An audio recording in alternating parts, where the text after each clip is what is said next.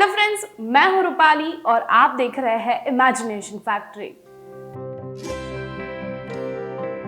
दोस्तों, जब भी हम बीमार होते हैं या किसी बीमारी से परेशान होते हैं, जैसे कि डायबिटीज, उस समय दवाई लेने की वजह से हमें ठीक लगता है।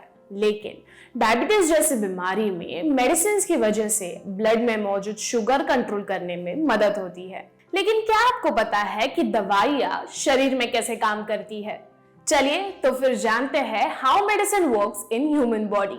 दोस्तों, 4 स्टेप्स में दवाई शरीर में काम करती है। पहला है एब्जॉर्प्शन, दूसरा है डिस्ट्रीब्यूशन और तीसरा है मेटाबॉलिज्म और चौथा है एक्सक्रीशन। एब्जॉर्प्शन, जब कभी हम मुंह के जरिए कोई भी टैबलेट लेते हैं तो ये टैबलेट सबसे पहले अन्न नलिका से होकर स्टमक में आके पहुंचती है और बाद में टैबलेट के फीचर के अनुसार ये टैबलेट स्टमक में मौजूद एसिड की वजह से इसका छोटे छोटे टुकड़ों में विघटन हो जाता है और बाद में स्टमक इन छोटे छोटे टुकड़ों को स्मॉल इंटेस्टाइन में भेजता है और स्मॉल इंटेस्टाइन में मौजूद एसिड और फूड में ये छोटे टुकड़े मिल जाते हैं। तो इसके बाद आती है डिस्ट्रीब्यूशन प्रोसेस। स्मॉल इंटेस्टाइन्स में ब्लड कैपिलरीज का बड़ा नेटवर्क फैला हुआ होता है और इनकी मदद से दवाइयों के छोटे टुकड़ों में से औषधि घटक ब्लड में एब्जॉर्ब किया जाता है और इसके बाद सिस्टमैटिक तरीके से इन दवाइयों को शरीर में पहुंचाया जाता है। मेटाबॉलिज्म, दवाई में मौजूद औषधि घटक स्टमक में पूरी तरीके से घुल मिल जाने के बाद ये घटक ब्लड स्ट्रीम्स की मदद से लिवर के पास भेजे जाते हैं। लिवर में मौजूद एंजाइम्स बड़ी मात्रा में दवाई का विघटन करते हैं और इससे मेटाबोलाइट्स बनते हैं। मेटाबोलाइट मतलब वो प्रोडक्ट जो मेटाबॉलिज्म के प्रोसेस के बाद प्रोड्यूस होता है और इसके 2 प्रकार होते हैं, एक एक्टिव और दूसरा इनएक्टिव। अगर ये मेटाबोलाइट एक्टिव हो गए तो ये लिवर को इंजरी पहुंचा सकते हैं। इसलिए कुछ दवाइयों पर ये मेंशन किया होता है कि अगर आप इस दवाई का एक्स्ट्रा डोज लोगे तो आपके लिवर को इंजरी हो सकती है।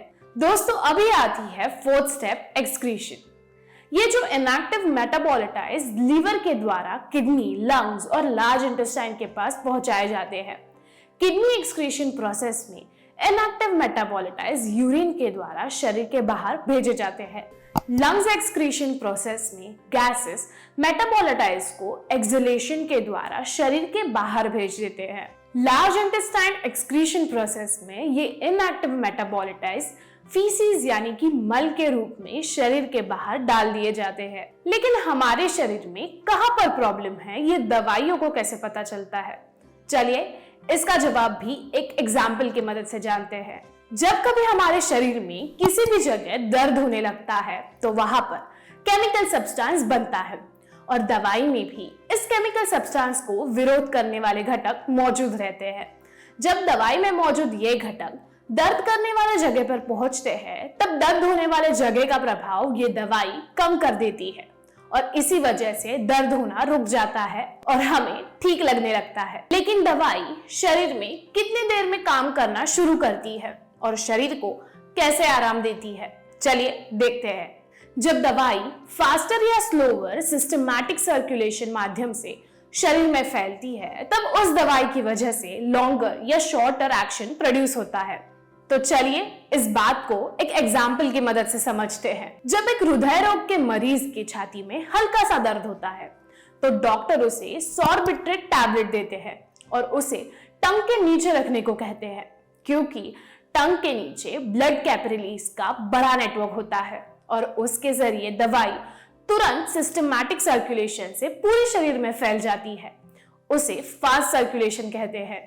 लेकिन हम जब वो टैबलेट मुंह से लेते हैं तो वो स्लोली सिस्टमैटिक सर्कुलेशन से पूरे शरीर में फैल जाती है और उस प्रोसेस को हम स्लो सर्कुलेशन कहते हैं। लेकिन कभी कभी दवाइयों का परिणाम ज्यादा समय के लिए होता है तो कभी कभी कम समय के लिए होता है। ऐसा क्यों होता है? चलिए इसके बारे में इन डिटेल जानते हैं। दवाई जब रिसेप्टर्स और बाइंडिंग साइट्स पर पहुंचती है तो उसमें जुड़े हुए बंध दवाई के एक्शन डिसाइड करते हैं। समझो, अगर रिसेप्टर्स और बाइंडिंग साइट्स पे दवाई ज्यादा देर तक बंद रहेगी तो उस दवाई का परिणाम शरीर पे ज्यादा समय तक दिखेगा और इसके ही उल्टा अगर वो कम समय तक बंद रहेगी तो उसका परिणाम शरीर पे कम समय तक दिखेगा। तो दोस्तों, ये थी इन डिटेल जानकारी कि दवाई हमारे शरीर में कैसे काम करती है। अगर ये वीडियो आपको पसंद आया हो तो लाइक और शेयर कीजिए और इमेजिनेशन फैक्ट्री चैनल को सब्सक्राइब कीजिए। फिर मिलेंगे ऐसी ही नई इंफॉर्मेशन के साथ। तब तक के अपडेट्स पाने के लिए बेल आइकन को क्लिक कीजिए।